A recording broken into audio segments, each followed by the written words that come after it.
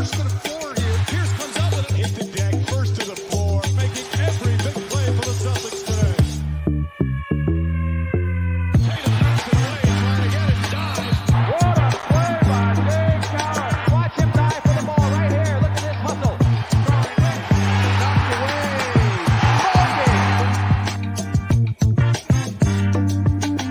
Welcome back to another episode of First to the Floor. Ben Vallis here. Thank you for joining us. Hope you're doing well. The NBA Finals tip off 1 week from today, and tonight we're ranking all the storylines heading into the finals, all the spicy little narratives, all of the spicy little subplots. It's going to be a lot of fun. Alongside me, two guys who are currently weaponizing their time, Wayne Spooney and Jake Eisenberg. But we're very happy to welcome in our guest from CelticsBlog and CLNS. It's Noa Dalzell. Noah, how's it going? Welcome. It's going great. I just got my final credentials like 5 minutes ago, so it's Let's going even go. better. Full structure. Yeah. That's awesome. exciting. Congrats. Thank you. Oh, good. Yeah, that's amazing. Now, look, before we get into it, the name of the show is First to the Floor. It's because of our love for hustle plays and like sacrificing one's body for the betterment of the team, all that good stuff. And watching the highlights of the recent Celtics beat Riders hoop scrimmage, couldn't help but noticing one Noa Dalzell absolutely diving for a loose ball. Oh, Jack, she just beat you for that board.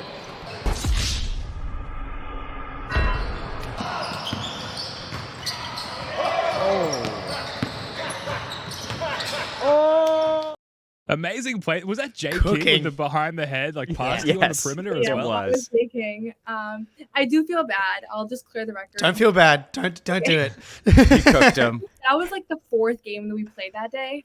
So I didn't run out of steam, but I think if you looked at the first game, some people were playing a lot better at the beginning. And so I feel a little bad that the highlights came from the end. But it was a lot of fun. I was glad everybody was down. I kind of forced everybody to go too, so then I felt bad when people were getting slandered. So I encouraged this game and got the ball and got the gym and everything. That was all part of the plan. You were just like, I'm going to lure you guys in. We're going to play a minimum of 4 games. Yeah. There's 4 I know. And then I'll quarters. send the cameraman on the 5th game when I'm just getting warmed up. Yeah, that was I amazing. love it. Love it. All right, so here's what we're going to do. Noah, we'll kick it off with you, and we'll just go around the room until we've exhausted all of the big storylines and narratives going into the NBA Finals. Folks in the chat, watching live or watching later in the comments, let us know what you think are the spiciest narratives heading into the NBA Finals. Also, yes, we do not know yet who the actual finals opponent is. Statistically, though, it's very likely to be the Mavs. So if we sound like we're leaning a little Mavs heavy here, like there's a good reason for that. It's probably going to be the Mavs, although tonight, go Timberwolves. Yes. All right, Noah, Yeah. what do you think is the consensus, like major storyline heading into these NBA Finals for the Celtics? Just in general or for a particular matchup? Whatever you want. Well, whatever you want to go with.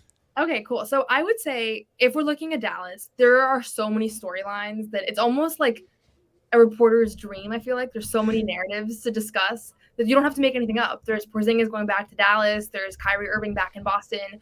But I think more importantly, someone's going to win a championship for the first time. And that to me is like the most exciting part about the NBA when you know that there's going to be a new star that's now going to be in that forever category of, leading his team to a championship. And so I think, obviously I'm hoping that the Celtics are able to pull it off. If it's not them, it'll be Luka or it'll be Anthony Edwards. Like there's going to be somebody that becomes a real, superstar legend this, in the next 3 weeks. And that's a pretty cool thing. And then just as far as matchups, they both have their advantages and disadvantages. I'm probably in the minority that I think that the Timberwolves are a better matchup for the Celtics and have thought so from the beginning. Just because I think at the end of a game, I would rather be facing Minnesota than facing Dallas. Though I do have more confidence in Boston after what we saw from the last round. But they each have, I'm sure we'll go into it, but they each have kind of their own strengths and weaknesses as a matchup for the Celtics. Yeah, someone's going to take the belt. Bill Simmons did his historical belt ranking going back to the 70s. It is an interesting one because I personally don't think any of the remaining best players on these teams are going to have a claim to like the best player in the league. I love Jason Tatum. I don't love Luka Doncic as much as Jason Tatum. But he, I think, would be someone that I've already seen people kind of pushing him to potentially being the best player in the league. But like when you get that title, it just changes the narrative around you. Even if you maybe, your skill or your impact on the game doesn't quite like as soon as Giannis won that ring, all that stuff about, losing to the Raptors after going up 0-2, he still has his own issues in the clutch due to the nature of the type of player he is. But like once you get that title and you have that performance on the biggest stage, it just changes your legacy forever. And it's gonna be a big deal for one of those three guys. Yeah, dude. And we've talked about it a little bit. Like, if Tatum gets this ring, like all the slander, all the BS going on about Tatum, it's just over. Like, you can just post the picture of him holding up the trophy, and that kind of ends the conversation. You're right. Nobody judges Giannis for flaming out in the playoffs in the first round last year, right? But that's because he's got a title, and that's really, you just need one, and it completely changes the narrative for you for the rest of your career. I mean, look at the way people talk about Barkley. So it's super important for all those young guys. And I think they're young teams. They're all well-coached teams. Like, whichever team wins the title, I think will be poised to be in the mix and maybe be the favorite for the next few years too. So one of these teams could kind of go on a run as well. Yeah, I think it's legacy defining is sort of the top narrative here. Like whoever comes out with the win here is going to have their legacy, like you guys mentioned, like kind of cleansed of all of the past wrongdoings, the past failures, if you will, for lack of a better term. If you come out with that title, all of the mistakes and failures of the past are kind of washed away, and it's just looked at as this smooth trajectory to the title, I think. So obviously all of us here really hope that happens for the Jays, and online, it feels like every day we're sort of combating all of the hate and vitriol coming from particularly the mainstream media, and to see that cleansed by the Celtics winning the title would obviously be incredible. So it sounds like we're all in agreement that that's kind of the legacy side of things is maybe the top narrative heading in. Jake, what do you think? Well, yeah, so I mean, like the Tatum piece in particular, and RJ had a comment here about, why is JT anointed, why is it not JB, which we can touch on a little bit in a second here, but for me, like Tatum's legacy and Tatum's name has just been like, I don't know why or how, it's just dragged through the dirt. Greeny on Get Up with I think the take of the year, that Jason Tatum didn't smile big enough after Jaylen Brown won Eastern Conference Finals MVP. And Pat McAfee actually called him out on his show today, like, what are you talking about? And Greeny kind of just admitted that he's like been setting this agenda personally. But I have some Tatum historical numbers here that I think really get punctuated with a title for Tatum. So firstly, if you're not following Max on Twitter, at ILISSMX14, like he is like the Tatum propagandist on Twitter. So if you're not following him, it's very important to be doing that. But he is like kind of tracking Tatum's playoff totals through his whole career. But through age 26, Tatum wins. He's fourth all time through age 26 behind Kobe, Tony Parker, Magic. Points, second all time in points before through age 26. If he scores 95 points in the finals, he'll pass Kobe. Third in rebounds behind Bill Russell and Magic. Like absurd. Seventh in assists still. 10th in blocks. 10th in steals. 13th in blocks. Every player ahead of him is a big man in the blocks category. First in 3-point makes. Jaylen second. Minutes, he's third behind Tony Parker and Kobe. And like all of that stuff's awesome. Like it's astounding, the fact that he's been so successful in the playoffs at such a young age in the same conversation with like all the all-time greats. There's just one very glaring difference between those guys and Jason Tatum right now, and it's a title. He's still only 26. Like a lot of these guys, aren't winning titles before certain ages, but if he wins a title, all of these numbers, all this historical stuff that Tatum has been doing can't just be like, yeah, but he never was able to get it done on the biggest stage, as dismissive and ridiculous as those narratives are. For him to punctuate how historically great he's been on the biggest stage from such a young age would just be so awesome for everybody, but for me personally as well. It would make me feel a lot better. Yes. Please fucking win the title, Jason Tatum and Jaylen Brown. It would be so good for all of us. All right, Spoonie, what do you think is the number 2 narrative, and then we'll get Noah's reaction to that. All right, well, I'm going off beaten path here. Maybe, not really. I'm the resident hater, especially LeBron, but also especially Kyrie Irving. Kyrie coming back to Boston. Sure. I think he's lost 10 straight to the Celtics. Our guy, the Celtics unofficial mascot, Green Runs Deep, said he's declaring that we shouldn't boo or chant at Kyrie. I firmly disagree with that. That's part of what sports makes fun. What makes sports fun, man. You got to have villains. Obviously, don't go like out of bounds or do anything crazy, but boo them all you want. I think that'll make it more fun. And like, I just want to see this dude lose. I know I'm a hater. That's fine. Well, where are we? Yeah, are we pro con on the FU part of it? Because I think booing's okay, but Noah, FU, are we crossing a line? Me and Ben can't talk. No, we cannot. No, I think so I'm actually, you'll ask people on the beat, like I'm the biggest hater of the chant. So Yes. we could probably debate that, but it's not to me that we don't want there to be a villain or anything like that.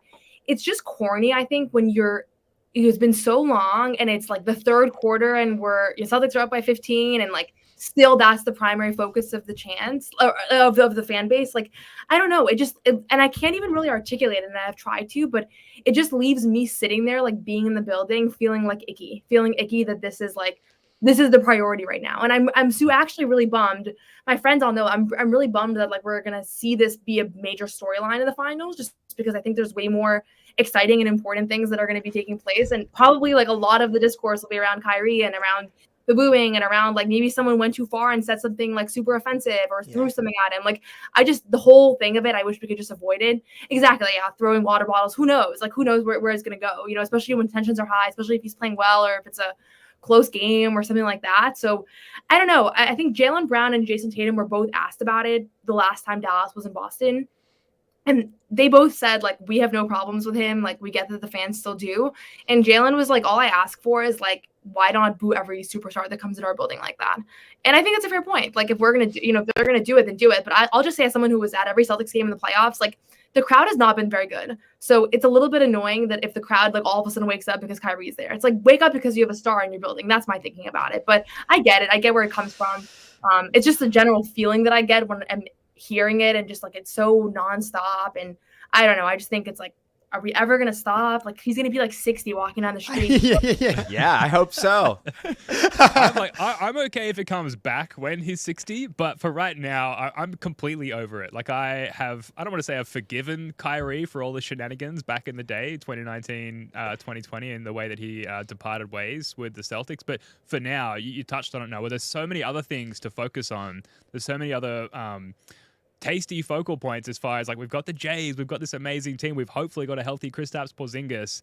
This is an excellent team, and we should be funneling our energy into positively cheering for these guys. I know people are probably going to be shaking their heads at me as I say this, as opposed to booing for Kyrie Irving. And I don't know, Spoody and I, we were at Game 3 of the NBA Finals, and like the sheeple that we are, joined in on the fuck Draymond chants just because they were happening. There was a child, do you remember this, Spoody, in front of us that did not stop us? He was yelling it too. Chanting. Yeah, he was a Warriors fan. He was looking to his dad, being like, "What are they saying, Dad?" And we kept chanting those bad words right behind him. But I guess suffice to say, it did not help. It did not contribute to a successful final series for the Celtics. So I've been burnt by that experience with Draymond. I would not advocate for booing or chanting anything at Kyrie, just because I think time has passed and time heals all wounds. It's over. We've got more to focus on. Jake, I don't know, the way that you're kind of shaking your head, I feel like you feel differently. I'm torn. So, like, I went to that same playoff run where the Celtics played the Nets in round 1. So that was my first ever Celtics game. Game 2, I've talked about it a million times. 17-point comeback. Peyton Pritchard in the fourth quarter. One of the greatest moments of my life.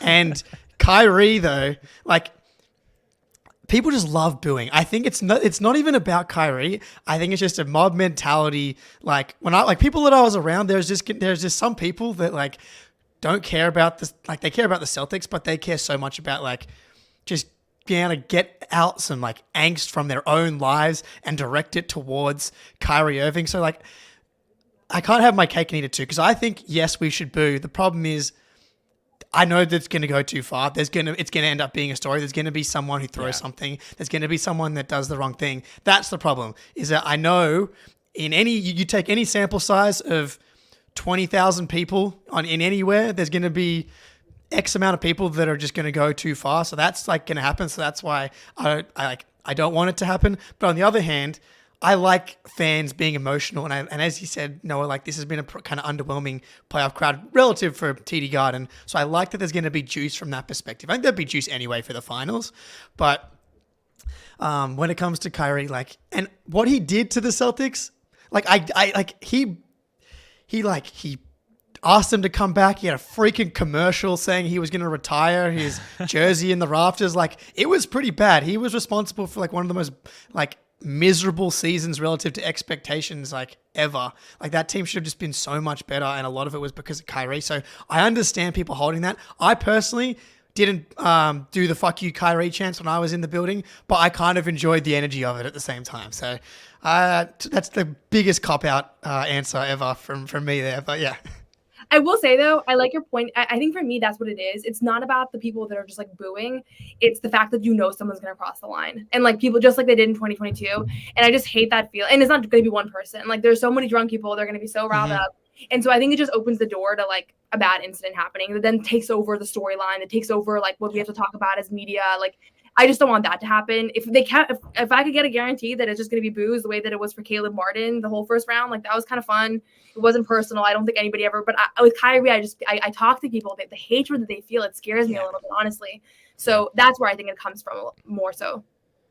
Yeah, and to be clear, I'm advocating for tasteful booing. I certainly don't want anything crazy to happen. Like, I think it makes all Celtics fans look absolutely terrible. Like when that asshole threw the water bottle, and you just know, like, oh man, here we go again. Like this is gonna, and we're just gonna hear about that nonstop. I don't want that, but I think when he touches the ball the first time in the TD Garden and a chorus of boos hits him, I love that stuff, man. I do. I think it's fun. But yeah, if anything goes too far, I would rather no booing than it go too far. And maybe I'm trying to get my cake and eat it too, which is probably the case. But yeah, I hate when people take it too far. It's the absolute worst. But some booing, it's just fun, man. It gets you into it. I'm sorry. Call me corny all you want, Noah.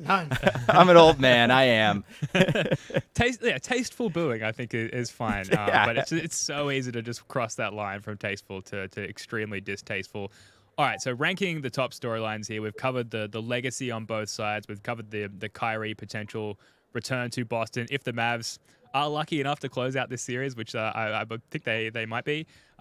Jake, we'll go to you now. What do you think is sort of the next ranked storyline going into the NBA Finals? I think it's Tatum versus Luka, or Tatum versus whoever comes out. The Dallas Mavericks are currently up 16-10 in the first quarter here.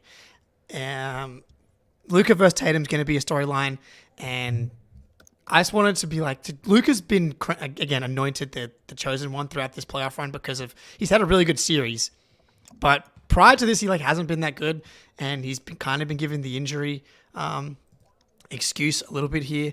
But in the playoffs so far, Tatum 26, 10.4, 5.9 assists, 56.5% true shooting. Luka 28.3, 9.6 boards, 9.1 assists, 55% true shooting. So statistically, they've been kind of the same, and Tatum's been, he's just obviously the far superior defender and rebounder. I'm not here to say that Tatum's a better offensive player than Luka Doncic. I'm not, but I do think that there's going to be a Tatum versus Luka storyline, and I would love for Tatum to win the series. I don't think Tatum necessarily has to offensively outplay Luka, but I would love Tatum to kind of have the best defensive series of his career, similar to the defensive series he had against Kevin Durant in the Nets series in 2022. That's, I think, where he can flip this narrative in. And also, I'd love for him to flip the narrative away from Tatum having to be this apex scoring superstar, and for people to finally understand the type of player that Tatum is and appreciate those stats that I listed off before.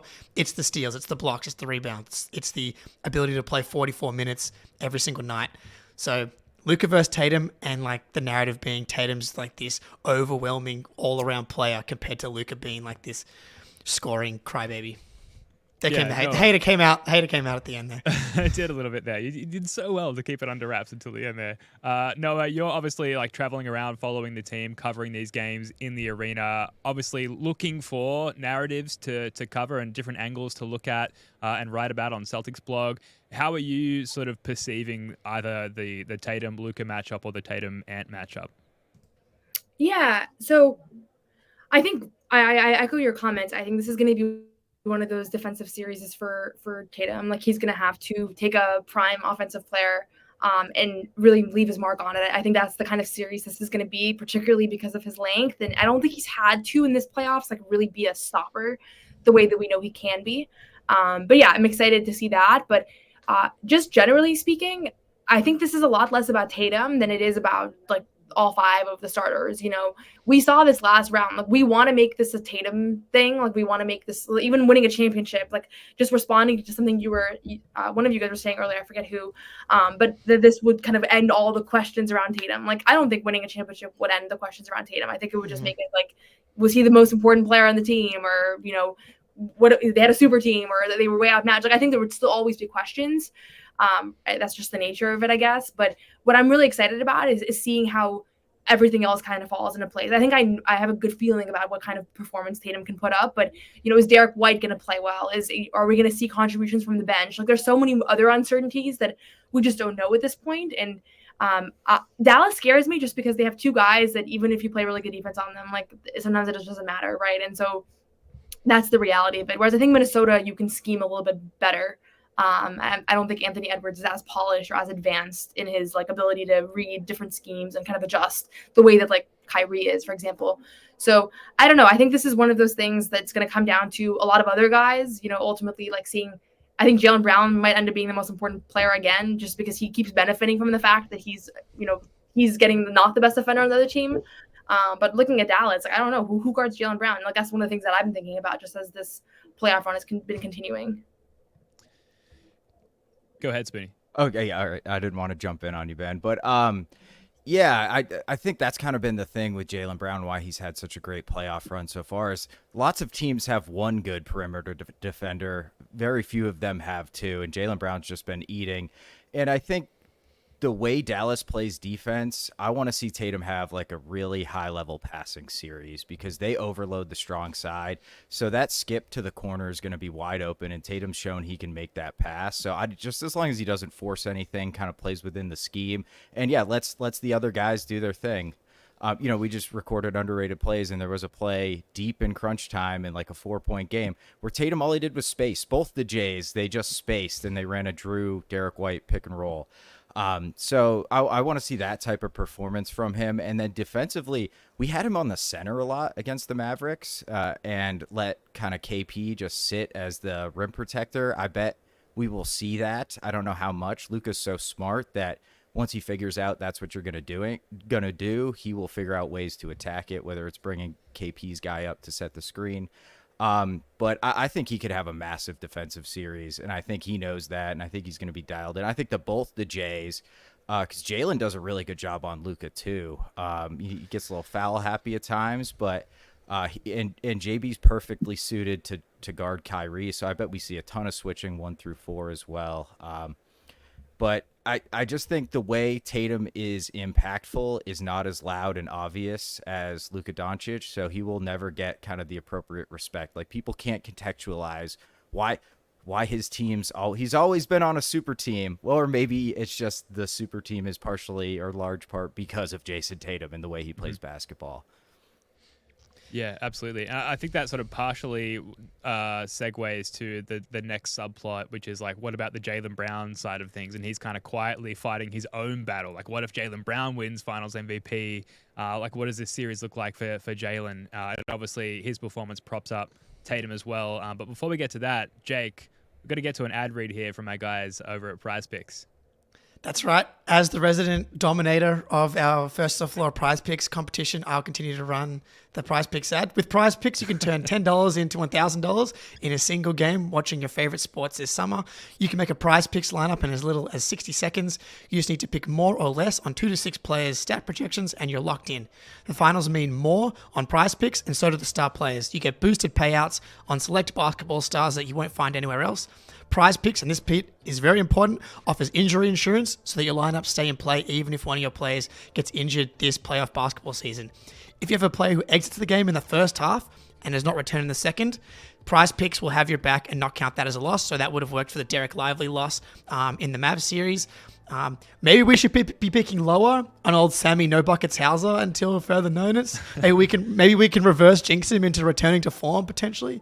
So download the app today and use code CLNS for a first deposit match up to $100. pick more, pick less. It's that easy. Beautiful. Jake, killing it with the live ad reads here. Thank you. To like one of us could get around to actually recording one to run in the show. But maybe we should just stick with the live reads because you're killing it, mate. Yeah. Thank you, Yeah, guys. no, I'm curious to get your take. Like, for example, what if Jaylen Brown wins Finals MVP? There's two sides to it. There's one, like the more obvious take, which is like, that's great. Like, he's probably deserving of an award like that in his own right. He just won Eastern Conference Finals MVP. Then the more paranoid fan in me thinks, well, hang on a second. Does this create like a negative narrative cloud above Jason Tatum? And suddenly, if Jaylen's winning this award, are people starting to doubt Tatum's dominance and his ability to lead a team, given that the awarding of a Finals MVP to Jaylen Brown would sort of paint him with like that leadership brush and move the attention away from Tatum? Does that make any sense? Yeah, absolutely. And I think we're already seeing it with the Eastern Conference Finals MVP. People scrutinizing his reaction. I'm sure you guys have seen the Oh my God. ESPN clip where they zoom into his face and like he's literally grinning. It's like the happiest I've ever seen him. Yeah. And then like, screenshot him. Like that was the worst clip you could have picked. Like the man is finally smiling. But anyways, yeah, I think absolutely narrative. And it's just one of those things where you have to, like, you know, as a fan, you have to decide, like, are you a fan of a player? Or are you a fan of a team? And Iguodala won the Finals MVP, right? Yeah. Steph Curry won 3 championships before he won a Finals MVP, right? So I don't think it necessarily means that you're not a star or a legend or a Hall of Famer. I think it'd be cool if Drew Holiday won Finals MVP or Derek White did. Like, you know, I thought Drew Holiday had a case in this most recent round that he could have won that award had he put up a little bit better numbers. And so I think that's the magic of the Celtics team, is that it's not one of those things where if they win the championship, you know LeBron's Finals MVP. Like there's a couple of different people. I would say there's 4 that could potentially win. Derek White, if he has a series like he had in the first round, he might be Finals MVP.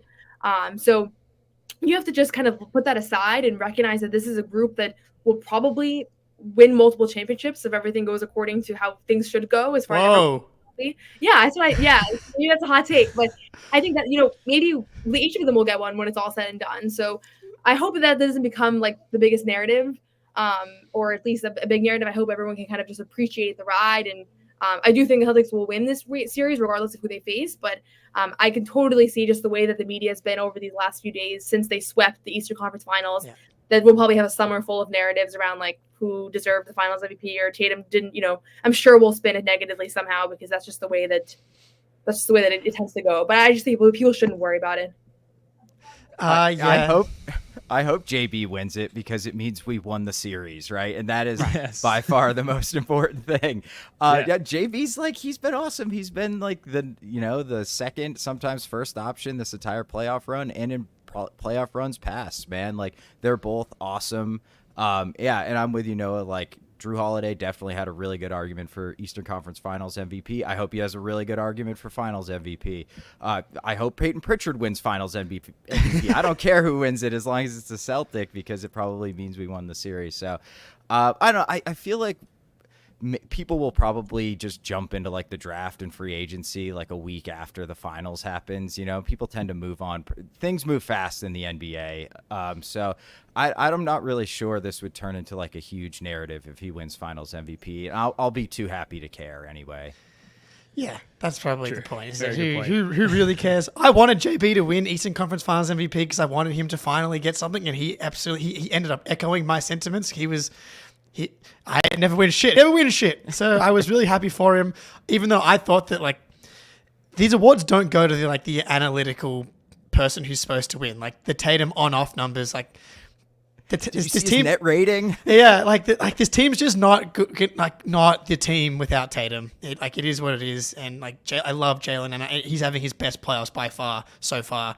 And so like if he's able to continue this play, he'll probably get it. I think Jaylen getting the votes that he got is part of like the anti-Tatum agenda and narrative that I think exists in the NBA, similar to like Steph Curry, honestly, back then. No, and I actually looked up the numbers because I wanted to like compare Steph to Iguodala in that series. Steph had like 26 on 59% true shooting, whereas Iguodala, he guarded LeBron, but he scored 16 points per game.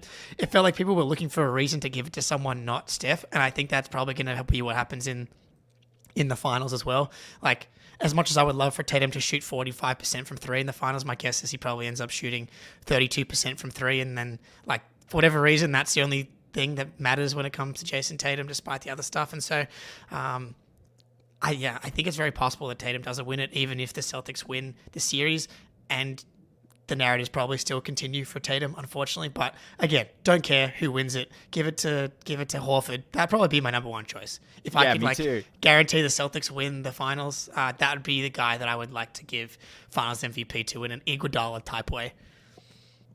Yeah, that'd be awesome. Noah, what else have you got in your back pocket narrative-wise heading into these finals? Trying to think. I think there's just a general question about Porzingis. I've heard this whole narrative around he did play for Dallas. Obviously, that was not a very positive stint. I don't know how much animosity the fan base has towards him. I would imagine it's probably not as vocal, but I don't think they respect him very much. Whereas I think at least Boston fans respect Kyrie's game. You don't very often meet people that don't think he's a good basketball player at the very least. And obviously him having missed this entire playoff run is kind of adding fuel to maybe their perceptions of him. So I hope Porzingis is able to come back and be a part of this run. I absolutely think they can win a championship without him. I do a lot of segments with Bob Manning from CLNS, and I think he disagrees with me on this, and we talk about it quite a bit. But I think that this team that they have that has been there together for this entire postseason run absolutely can do it without Porzingis. But I don't want them to. I want him to be a part of it because I think it just sets him up for a weird situation moving forward, having not been a part of a run. How do you come back next year and find where you fit in? And I've seen what it's done to role players. Dante DiVincenzo has talked extensively about missing the Bucks final run and how that reduced his confidence as a player. So I think if he can just contribute, even if it's coming off the bench and giving 20 minutes a night and hitting a big shot in Game 3, that would be great. So that's one of the things that I'm kind of keeping my eye out for. And to be honest with you, I don't think we have any idea where he's at. I've heard so many conflicting reports. Joe half the time acts like he's never met Porzingis when we ask him about it. And then sometimes he realizes he's going too far and he'll be like, yeah, he's doing one-on-one work. We saw him in Cleveland. He looked like he was really progressing, and then we never saw him again. So I was starting to worry that he had a setback. And then today Joe said he never had a setback. So I think they've just been keeping him away from us. But the Porzingis storyline in general, I think everybody's forgetting a little bit, but how impactful he was when he was playing, especially defensively. It changed what this team can do as far as just his defense on the perimeter, even his rim protection. He just adds another layer. And Al's been doing a great job. But yeah, I think that would be awesome if he was able to come back and play a big part of this run. Yeah. The collective amnesia on what Porzingis did this year. He should have been an all-star over Scotty Barnes. Right. What an insane thing that happened. But Porzingis was so good, man. I've talked about how Jared Allen and Porzingis a similar tier of player as far as top 30-ish player, but the fit on this team makes Porzingis the impact of a top 10 to 15. He's just such a perfect fit and is so impactful on this team from both defense and offense. The fact that he can play with Al Horford, without Al Horford. Yeah, I hold bated breath every day for your tweets, hoping that something about Porzingis comes across the timeline. But yeah, they clearly know that how he's going, but they're not going to tell us, unfortunately. And yeah, I know Bobby Manning's got a doctor coming on the show. Awesome. Yeah, pretty much. Yeah, I think it. Yeah, and so desperate that he's bringing a doctor in. That was so funny. Yeah, that's great. Well, yeah, because we played your video that you had of him doing that kind of one-on-one stuff. He was doing some fake handoffs, little fadeaways, and that was 2 weeks ago. So it's if you're able to kind of project from there to now, right. You've got to think he's pretty close to being pretty good. And he's had 20 minutes per game. If he can just play the backup big man minutes at peak KP, even if it's 15, 20 minutes, that's a complete game changer for this team. If he can play 20 minutes a night at 90% KP, as opposed to it having to be Luke Cornett, who I love, but he's not Kristaps Porzingis, that would be really nice. Yeah, spacing feels really important against either of these Western teams, as Jack calls out your camera quality, Noah. But don't make us pull up your offensive rebound again, Jack. We'll do it. Yeah. Wasted. He's really important against both of these teams, I think, specifically because they are really big on rim protection teams that kind of dare you to shoot threes, and KP's really good at that. So I do think we can beat either one of them without him, but man, he would make it much easier. So I hope he's back. We got 7 more days till the finals start. So rest up, tall, thin man. Please get healthy. Yeah, tall, thin man. The vibes as well. We've talked about the on-court stuff for Kristaps. I did not expect to fall in love with Kristaps from a vibes perspective. Remember, was it game 1 at TD Garden where he blocked a shot and kind of like wandered in past the baseline towards the crowd and started like geeing up everyone in the crowd, and like you could tell from that moment that how excited he was to be in Boston relative to the teams he'd played for prior to that. And he's really carried that through the entire regular season and into the early stages of the playoffs, as well as the J-Laps, Porzingis, cookies and cream connection as well. He brings a lot to the table vibes-wise, and for a final series to be without those additional vibes, that's sad, beyond the obvious on-the-court stuff. So hopefully he's healthy, but the lack of clear reporting here, you have to imagine they just really don't know. And with these soft tissue injuries, they are a little unpredictable like that. I think anyone who's kind of lived long enough and endured a similar injury knows that like you kind of feel shitty until you just don't. And he might be in the later stages of that feeling shitty stage, for lack of a more clear medical term there. But yeah, definitely. Ben's also a doctor. Clearly. Yeah, if I didn't just demonstrate that perfectly with my vocab. But yeah, Kristaps, huge part of the storylines heading into this one. We're kind of running out of time. We've got to get to some other stuff as well. I feel like we should just kind of rapid fire around the room on remaining narratives. Jake, is something else sticking out to you? Yeah, rest versus rust. I think that narrative might just go away. The Mavericks are going to have pretty similar amount of time off. It looks like here, up 16 after the first quarter. Luka Doncic had 20 points in the first quarter, which is just kind of. What a bum. Yeah, Jesus, Moses. That's kind of scary. But yeah, so the rest versus rust thing, like I forget who was talking. Maybe it's been Draymond. Like the first game back after having so much time off. The thing about that is the Celtics have been kind of playing. They've got a lot of practice with that now because they barely played through March. Game 1 against the Heat, they had a bunch of rest off with the playing game. Incredible game, and then they finish in 5 versus Cleveland taking 7, so they got more rest. Amazing game 1 against Cleveland again. The Pacers series, they didn't have as much rest that time, but they played pretty well. They were obviously able to steal it. So I actually think that they've actually gotten reps with this rest versus rust thing. Spoony, Noah, any thoughts? I can jump in. It's too scorching of a take. No such thing as rust. Yeah. There is no such thing as any strong opinions? I mean, not really. I think ultimately for this particular Celtics team, especially Al Horford, rest is more important than knocking off the rest. These dudes have played 100+ playoff games. Like, I'm not worried about them being rusty. Maybe the jumpers will take a quarter to kind of get back, but I would much rather have the rest with this particular team, especially with KP. Yeah, not to mention the rest like throughout the series as well, the multi-day gaps between games. Tough from a viewership perspective. We already feel like we're in this major hoops drought from a Celtics fan side of things, and then the multi-day gaps between games is tough as well. But you got to put yourself in the position of KP's calf, of Al's entire 37-year-old body, nearly 38-year-old body. Like that's where the rest is valuable. Do you think it's a factor at all, Noah, the rest versus rust approach? Yeah. So I think for Al in particular, like the rest thing is huge. Like we've looked at his splits all year when he has 2 days off, 1 day off, 3 days off. Like it's the more time off he has, the better he plays. And so that part's huge. I think cumulatively, the fact that every round they've had like a 5-day break while the other team goes to 7 is obviously helpful. Like you can see that they've gotten used to that rhythm. This is the 4th time now that they're waiting for an opponent while their opponent are duking it out. And this one will probably wrap up tonight, but the other ones were, play in game 7. So that's obviously a benefit. With Porzingis, I think is the one that I'm more worried about. Like I think that's going to be a little bit tough from like just a rhythm standpoint, not just him as a player finding his own rhythm, but as a team, like they have this almost new identity over this past, couple of weeks, over a month now that they've played without him. I think everybody kind of knows their role. They've been playing well. And so that's the part that I'm more concerned about is like, how do you insert a player that has been out for a while? But if anything, this will give them maybe time to do a little bit of like practice work, scrimmaging, whatever it is. So undoubtedly this is better. And I think there's just so much precedent now for them to come off this, like this is their 4th break, right? So it's not like they don't know what to do with themselves. I think they have a routine now. They have a rhythm for how they handle it.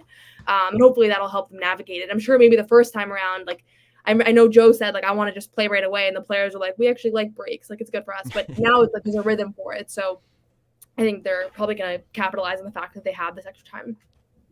Yeah, that's interesting. The fact that they've all been off for so long, like, does that actually enhance the reintegration of Kristaps Porzingis? I hadn't thought of that. Couple other things very quickly. Can we rely on the bench at all? We have not been able to rely on Sam Hauser, Noah at all, seemingly. Do you think this is more of a Pritchard series or more of a Hauser series? Or do you think with KP back, we go like 6 deep and just cap it at that? Well, I will just say off the bat that my biggest bias is that I think every series is a Pritchard series, personally. All-star potential. I know, famously, and I do think that, if he's just given the chance to get comfortable, and he's, he played 9 minutes in game 4, which is fine. I get it. They're trying to close it out, but I know I do think I should be asked about Pritchard. I'm seeing Jackson. Yeah. Distracting, but Sam Hauser I'm concerned about just because he's in an untimely shooting slump. And so that on its own is just, he goes through these and he's in one right now. I don't think it's because it's the playoffs. I don't think the Pacers were doing anything defensively that he can't handle. So that part of just a question of like, is he going to be out of it by the finals? Probably, historically he gets out of these and then he gets really hot. And I don't think he's scared of the moment. Like that's not where, because this happens cyclically. Like this is like every few months he gets into one of these and it's just happening right now. Pritchard, as long as he gets the opportunity, he steps up. I mean, in Cleveland, he was phenomenal. That series, he was really good. And then he struggled more against Indiana. I actually think TJ McConnell was a pretty bad matchup for him because a lot of the same like tricks that he has, McConnell has. And I think McConnell is a slightly better player than him. So I almost feel like he was playing like a version of himself that was like a little bit more mature and a little bit more polished. So anything else is probably better for him. That's what we've seen historically. Like he wasn't really able to get like offensive rebounds because McConnell like knew the tricks that he was pulling. So I don't know. I'm not worried about the bench, but I do think that Sam Hauser snapping out of a shooting slump would go a long way towards just like instilling confidence in that unit because he was the leading scorer off the bench all year. Yep. It would be really nice. Yeah, somebody's got to play, right? You can't play Tatum and Brown 48 minutes and Drew and Derek like 47. Oh, maybe you can, but I definitely think Pritchard can play in this matchup 100%. Him on Luka scares me a little bit, but there's ways we can protect him from that matchup, and I think he'll do a really good job on Kyrie and Daniel Gafford in drop. Like Pritchard eats that stuff up, man. He's like 3rd in playoff efficiency and as the pick and roll ball handler, so he's been awesome this entire playoff run, and against Indy he wasn't at his best, but he didn't hurt us by any means. So he's gonna play. He needs to play. I think he'll be just fine. Hauser, I don't know, man. Like I don't think he can. Like they're gonna just hunt him every time he's out there. Kyrie is just too quick and shifty for him. He might be okay-ish on Luka, but I definitely think as long as KP's healthy, we're going to see a lot of Al, obviously, and a good amount of Pritchard. And then I don't know if Joe digs a little deeper, sees what Brissett can give him to steal some wing minutes here and there, maybe. But if Hauser gets the shot back, it's like it's all moot, right? Like he can go 4 or 6 from 3.5, and it's like, oh, we're winning this game clearly. Yeah. I will say, like, Luka and Kyrie don't quite play as many minutes as the Jays do. Like, Luka last 6 games has played 41.7. Kyrie's played 40.8. So, like, they're not the guys that are typically, especially Luka, capable of going all the way into that 46-minute range. Like, there's the Jays or Derek or Drew. So I think you can at least get, like, essentially you just need a couple of minutes with Tatum on the bench, like 4 minutes. He's been playing 44 minutes now for basically the entire playoffs since I think game 2 in Cleveland, and he was like, Joe, that's enough. It's a playoffs. I play all of the minutes and I don't get tired. So you just need to steal a couple of minutes. And it's one of those things where you start the series, you roll Sam out. If he starts hitting threes, he can continue to play. And then by the time you get through the series, maybe you're down to 5.5 players. Like I forget the Steven Jackson, the Van Gundy thing. You have 8, you play 7, but you trust 6 or whatever it is. Yeah. So Something like that. Yeah, exactly. Yeah, the Pritchard getting targeted stuff worries me a little bit. Obviously, offensively, his offensive dynamicism, if there's such a word. Please, Spoonie's nodding like there is. Great. Yeah. I'm not a journalist. That is obviously going to be very effective in this kind of series, whereas I think, as we know, as we've seen in the last series, that Sam Hauser's kind of wavers from time to time. But defensively, yeah, Hauser holds up. So if he can hit those threes, I think he can spell the Jays as he has been throughout the regular season. So we just need that shot to come back, Sammy Buckets. Let's go. Any other storylines that stick out before we get to an ad break here? The one other thing I've got is, what does this mean for Brissy TV? We saw the camera most there. important. In maybe the most important storyline heading into the finals. We saw the camera there in the huddle celebrating the awarding of the Eastern Conference Finals Larry Bird Trophy. What is Brissy capable of if given full access in a championship locker room environment? We know that there's at least one other documentary crew following the team around. I think there's something in the works for Netflix as well. Meanwhile, we've got Brissy there, feet on the ground, camera in hand, capturing it all from an inside perspective. I know I'm clutching at straws here with this narrative. This is why we're at the bottom of our list. Does anything else stand out to any of you guys before we move on? Well, I'll just say I'm hyped for Roche's documentary. I saw he had that camera like the entire ceremony. And I was bummed because we were sitting really high up and it took us a while to get to the court. So we missed a lot of we came down right as Jaylen Brown was getting the award. And I think like we're all scrutinizing this one video of Tatum's reaction because there's literally one video. And I wish that I was there because even with my fuzzy camera on my phone, I still would have gotten like a bunch more angles. But I was thinking like his vlog is going to show us so many perspectives from that night that we didn't have. And that's what's so cool about democratizing. I was a little rude to Jack. It was just, I wanted us to go a little faster. He was probably going too slow. Like he didn't get to that offensive rebound. Too slow. Exactly. Yeah, we have First to the floor, Jack. First to the floor out here. Where's Come the on. hustle? I think we were all turning on each other in a high stress moment, and then it was all but yes, the vlog's gonna be awesome. And I asked them about it this week. I'm like really fascinated by O'Shea Brissett as a Jack, stop distracting me. By O'Shea Brissett as a person, just because he's so engaged. Like I've never seen anybody that's so like on his feet after anybody makes a shot. Like literally never sits, never stops cheering. Has like the best outlook on a situation. Has been talking about like how happy he is to be in this role. And then meanwhile, he's like giving us a documentary every week. So that's pretty cool too. Yeah, huge storyline, Ben. Definitely. Yeah, monster storyline. I can't believe I say that to last. Anything else? Obviously, this is a narrative-laden NBA Finals. Before we get to this ad read, Spoonie, Jake, anything else that's on the tip of your tongue there? Now, let's get to the really important questions we have for Noah after the ad read. Yeah, when we come back, Noah, we're going to ask you about your first year on the Celtics beat. But first, here's a quick word from our sponsors over at Game Time. The NBA Finals begin June 6th, and instead of working like I should be or putting any effort into preparing for the next podcast, I'm sitting around daydreaming about getting myself to an NBA Finals game at TD Garden. Game Time makes getting NBA Finals tickets even faster and easier. Prices on the Game Time app actually go down the closer it gets to tip-off. With killer last-minute deals, all-in prices, views from your seat, and the lowest price guarantee, Game Time takes the guesswork out of buying NBA tickets. Our guy Jake Eisenberg's dad recently traveled from Australia to Boston to catch a couple of games during round 2. I think there was some sort of black hole time dilation stuff involved in getting there. He's thankfully home safe now, but when he was there, he used the Game Time app to sign up with code CLNS and get himself an incredible deal on tickets. I'm scrolling through the Game Time app right now, and there's a huge range of tickets available for games 1 and 2 of the NBA Finals in Boston for a wide variety of prices. Seriously, I really wish I knew about the Game Time app when I went to Boston for the finals in 2022. There's some great ticket prices up there right now. I love that you can enable the all-in pricing feature, which just shows you the actual price of the ticket without any surprise costs at checkout. You can see the view from your seats before you purchase your tickets, and Game Time offers last-minute deals. You can hang out outside the arena, wait for a last-minute deal to pop up, and save up to 60% on tickets, whether it's sports, concert tickets, comedy, and so on. And Game Time ticket coverage means your purchase is covered with the most flexible customer service policy in the ticketing industry. Take the guesswork out of buying NBA Finals tickets with Game Time. Download the Game Time app, create an account, and use code CLNS for $20 off your first purchase. Terms apply. Again, create an account and redeem code CLNS for $20 off your purchase. Download Game Time today. Last minute tickets, lowest price, guaranteed. All right, Noah, I've seen your rookie season on the beat compared by Sam LaFrance to Wembanyama's rookie season. And I do like that comparison because it's like, well, I don't think you even had a Twitter before. And then because you were kind of like Wemby off in France. We didn't really know much about you. And then all of a sudden into the CelticsBlog Slack and then just dominating the scene. So how did you end up on the Celtics beat out of nowhere? And how was the first year on the beat? Well, I'll answer the second part first. This has been like the most amazing experience ever.